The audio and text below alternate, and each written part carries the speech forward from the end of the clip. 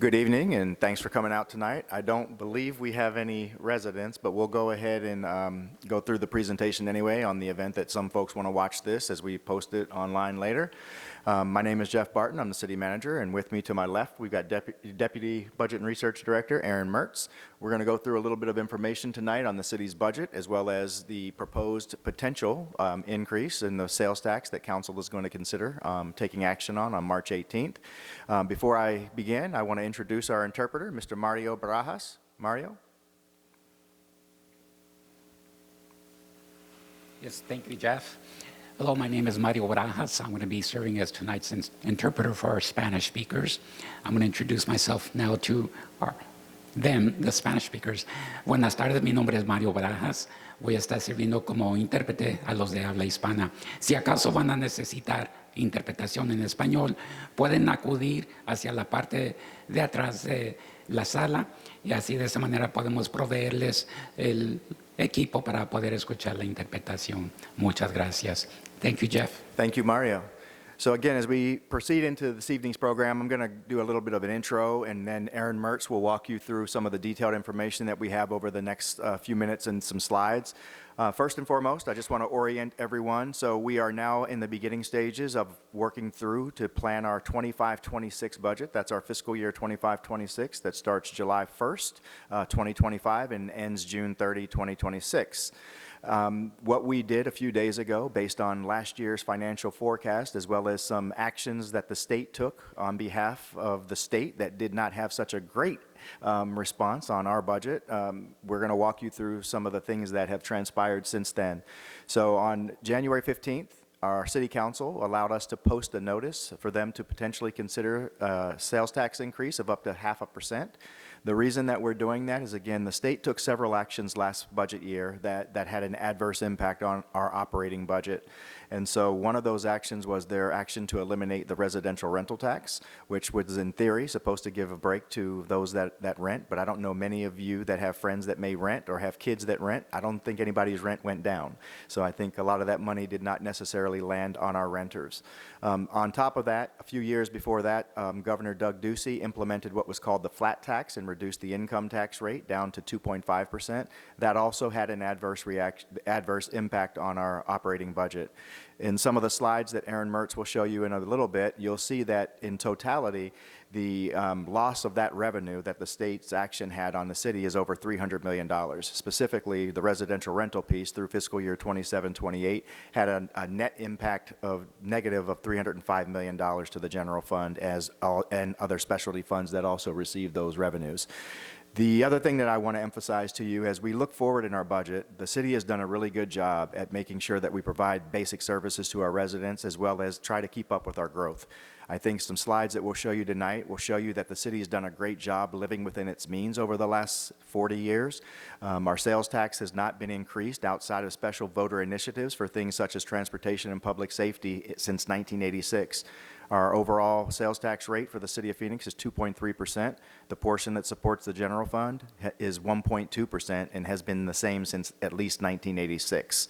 And so we'll walk you through that. We'll also talk to you about some of the challenges that we face as we move ahead, as we develop that 25-26 budget. First and foremost, looking at what's transpired over the last month and a half or so with our neighbor in California and the fires that they've been facing, as well as our own response times with our fire department. We have not been able to keep pace with the development and growth in our Phoenix neighborhoods. And our fire department currently, right now, their response times are not necessarily meeting the national average as they would like to. And so some of the revenue that we've got in hoping to receive with this new sales tax increase would also allow us to expand the fire department to improve those response times.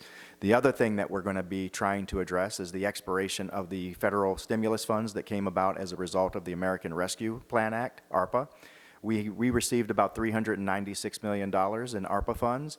Approximately $158 million of that was directly and initially allocated to our homeless solutions programs so that they could stand up additional shelter beds, as well as operate heat centers and do some other things for our unsheltered population. Over the last 2 years, with the help of our Office of Homeless Solutions Director, Rachel Milne, they've added over 700 beds between last year and what they're adding this fiscal year. So next year, as those ARPA funds start to expire, the ongoing cost of keeping those programs alive and running forward would be about $25 million a year. So we're hoping to try and bring those funds around so that we can actually continue those programs as well. The one thing that I would also add to that, the state's also taken a couple of other adverse actions that would actually require us, in my opinion, to continue funding those homeless activities. One of those is Proposition 312, which was passed by the legislature and the voters this past session and this past election. That requires that cities and towns, if they do not adequately address homelessness and some other public nuisance-related laws, property owners are eligible to receive their secondary property tax back. And so that would also have a detrimental effect on our operating and our ability to fund operations moving forward. So with that, I'm going to turn it over to Aaron Mertz, and he will walk you through a couple of additional slides and information that I think shows you that the city has done a great job. We've been great stewards of the city's resources. But again, I don't know about many of you, but many of us experience inflation in our own personal budgets and our own personal homes, and that's what the city is facing right now. Over 40 years, we've been living off of essentially the same sales tax rate, and costs have been escalating. The cost of staff has been escalating, as well as the price of goods and services that we need to provide the services to our residents. And then you couple that with the actions that the state has taken has put us in this position. So we do not take this lightly. Asking for a sales tax increase is not something that we relish, and it's obviously not something that any politician and nor our elected officials like to see coming, but we wouldn't ask for it if it wasn't necessary. So Aaron? All right, thank you. Good evening, everyone. As Jeff said, I'll provide kind of a high-level overview of the city's budget and then touch on some of the items that Jeff discussed. So we'll jump right in here. The first slide gives you a big picture overview of the city budget. And this shows the kind of three main components of the city's operating budget. You have the general fund, the enterprise funds, and the special revenue funds. So the general fund represents about 29% of the city's budget. And that's an unrestricted fund for providing basic core city services, things like police, fire, court, parks, libraries, those types of services. And again, the key there is that it's unrestricted. So that's where a lot of our discussion tonight will be. Another couple of the components you see there, the special revenue funds that make up 39% of the city's $7.2 billion budget. Those are restricted funds for things like voter-approved services such as public safety, transportation, parks and preserves. In that category, you'll also find the budgets for grants, things like Arizona Highway User Revenue Funds, so restricted resources. And then finally, enterprise funds make up 32% of the city budget.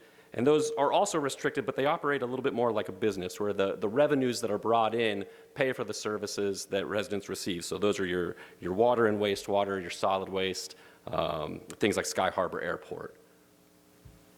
So now we'll talk a little bit about general fund revenue. General fund revenues are primarily from local sales and excise taxes, which make up about 40% of the total.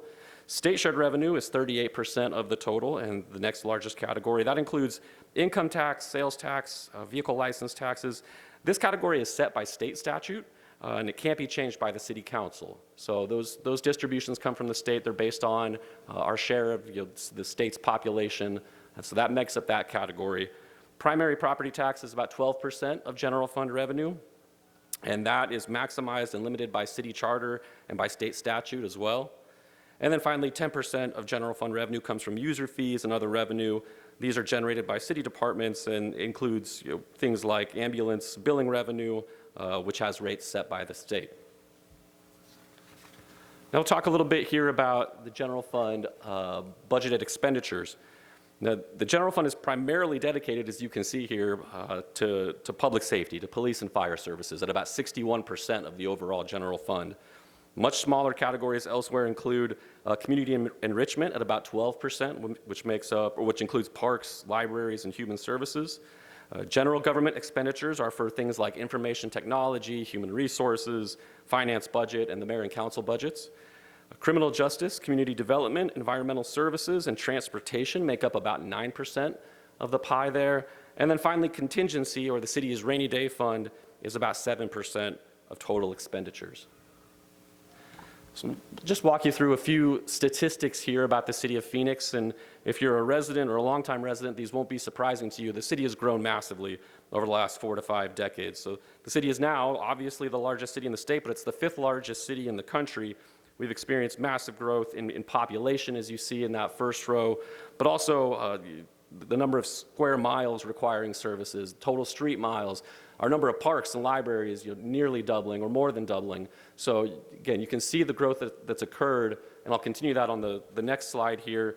Looking at police calls for service, fire calls for service, it's critical that the city has the resources necessary to deliver programs and services today, but as Jeff mentioned, also plan for the growth tomorrow and into the future for critical needs like public safety, which have grown quite a bit over this time period we're looking at.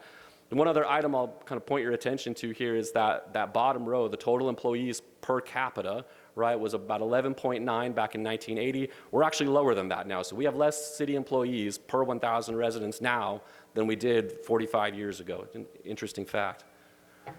I'll talk a little bit here about some of the actions that Jeff already covered, so I won't belabor the point, but the state has taken actions to limit local control and diminish the city's tax base, specifically SB 1131 and 1828, which eliminates the residential rental sales tax that Jeff mentioned, and it also reduces the individual income tax rate to the flat tax of 2.5%.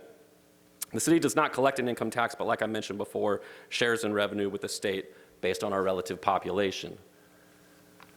So now we'll get into a little bit more concrete numbers here, and this is specifically about the residential rental sales tax elimination. So this slide shows you the impact to the city's, not just general funds, but some of the special revenue funds that also receive sales taxes from the elimination of the residential rental sales tax. So you can see in the current year, 24-25, we're estimated to lose about $18.5 million to the general fund, $35 million to all funds. So again, you're a couple of dedicated public safety funds, a Parks and Preserve fund, and then the T2050 fund are also impacted by this revenue loss. This Senate bill was implemented in January, so that's why we have kind of a half-year impact there in 24-25. The full year impact you see in 25-26 is about $44.5 million. And over this entire multi-year period that we're looking at, we're talking about over $300 million in lost revenue to all city funds. Now this next slide gets into the state shared income tax changes that we discussed. This reflects the state lowering the individual income tax rate to the flat tax, and based on the estimates that we have, we're going to see year-over-year declines in the current year of about 19%, and then another additional 10% decline in fiscal year 25-26 until we anticipate seeing a little bit of growth in the outer years. So, the city presumably would have received higher revenue collections absent the decrease in the individual income tax rate. And so again, that's having a significant impact on the city's general fund revenues. Jeff touched on a few other items and issues that are challenging the city's budget, some of the unfunded needs, so rising costs, putting challenges on us. These are things that everyone is experiencing, but inflation hits city services too, so that is a challenge. Jeff talked about the impact on our city's fire department specifically and the challenges with keeping up with growth in population, calls for service. Every second counts, and so this is an area where additional general fund support is needed. The city has also made significant progress, in addressing homelessness. Jeff touched on that quite a bit. With ARPA grant resources expiring, that's going to be something that the general fund has to be able to continue to address. A couple other items there that you see at the bottom, the 2023 General Obligation Bond Program that voters approved in November of 2023. There are going to be operating costs coming online due to all the different projects that are being completed. When the 2023 program is fully completed, there's an estimated $27 million in additional operating costs coming on to provide those services that voters voted on. So that's a looming challenge for the budget. Unfortunately, revenues in the current year are also slowing a bit, and so staff will need to lower our revenue projections, placing further pressure on the budget. And then last but not least, that last bullet point there, our residents who we serve want quality services and more services, not less, which we have to balance with available resources and ensuring the budget remains sustainable, but that too is a consideration as the budget gets built. This next slide, as Jeff discussed, talks about the TPT rate history, the sales tax rate history, and he pointed out that the general fund component of the sales tax, which is 2.3% overall, but the general fund component of 1.2% hasn't changed since 1986. Now, there have been a few changes since then that have been approved by voters, but those all go to dedicated sources, so they can't be used for anything but the areas that were approved by voters. And again, those covered things like public safety, parks and preserves, and transportation. Here's a little information kind of about where Phoenix ranks relative to other cities where with its current TPT rate. We're at 2.3%, as we mentioned. You can see that kind of places us right about in the middle. If the City Council were to increase the rate to 2.8%, we would be at the same level as the City of Surprise. We would still be lower than the cities of Glendale and Buckeye. Here's starting to get into some concrete data about what a TPT increase would mean. So, to demonstrate the impact of a 0.5% TPT and use tax increase, the table here shows the impacts on a taxable transaction of $100, $1,000, and $10,000. And so you can kind of see there on the far right-hand column the dollar increase from a tax perspective, right? So in your example of a $100 purchase, the current 2.3% rate obviously results in $2.30 of taxes. A rate increase to 2.8% generates an extra 50 cents in taxes. And so then I'll just run through just a couple even more concrete examples that maybe hit closer to home for folks. So your average cup of black coffee, $2.10 that you pay for that. If the TPT rate were to increase to 2.8%, you're paying an extra penny in tax. Moving up here to, going out to the movies, 2 adult, 2 children tickets, $38. The net difference, right, in the 2 tax rates is an additional 19 cents. An $80 dinner for a family before tip, again, the difference between the current rate and the potential rate of 2.8% is an additional 40 cents. Getting into some bigger items here, so if you need to replace your washer and dryer, it's $1,000 that you're going to need to spend. The current tax on that comes out to about an additional $25 and change. At a 2.8% rate, you're looking at $30, so about a $5 difference. And then finally, vehicles are impacted by this as well. If you bought a vehicle valued at almost $13,000 there, your current tax you're paying on that purchase is about $299. The new tax you would pay at a 2.8% rate is about $363. So next steps, and Jeff discussed these, on February 25th, staff will go to the City Council to discuss the general fund status and multi-year forecast. After that, there will be one final public notice of intent posting later in February. And then ultimately on March 18th, Jeff will present the trial budget to the council. There will also be a public hearing on the proposed TPT increase and potential council action at that time. So with that concludes our presentation. And Jeff, if we have any questions? I don't believe we have any questions in the audience, but I'll ask just in case. Any questions? All right. With that being said, thanks to everyone for coming out. Have a good evening and safe travels home.